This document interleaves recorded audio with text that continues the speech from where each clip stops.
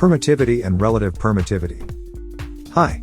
In this video, we are going to find out what is permittivity and relative permittivity, how these are related, and how this affects the force between the two particles. Before we begin, let's look at a story. Imagine two brothers. They continuously keep fighting between them at home.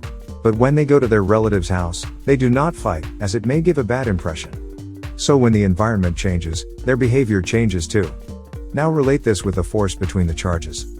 When the charges are in a vacuum, there is a certain amount of force acting between them. It may be attractive or repulsive, depending on the nature of the charge.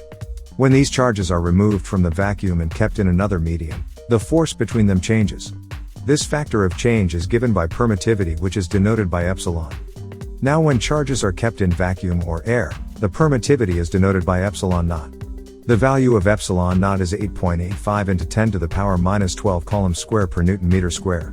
So when the charges are kept in vacuum or air, the formula of force is F is equal to 1 by 4 pi epsilon naught into Q1 Q2 by d square.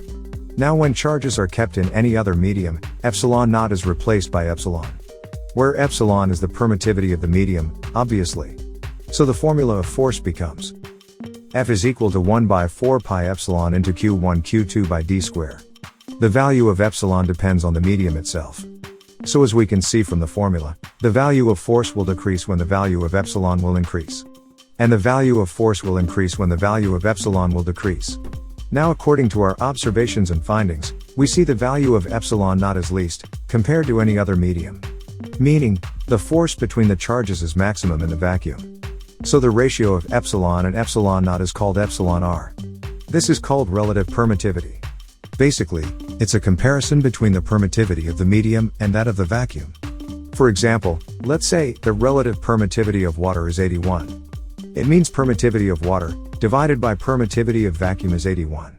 It also means that when these charges are brought from vacuum to water, the force between the charges will decrease by 81 times. So this is the basic explanation for permittivity and relative permittivity. It gives us nothing but the value of how much a force is increased or decreased when the medium of the charges changes. Remember the examples of the two brothers. If you want to learn more with practical examples, continue watching the next video. And don't forget to hit the subscribe and like button and share the video with your friends.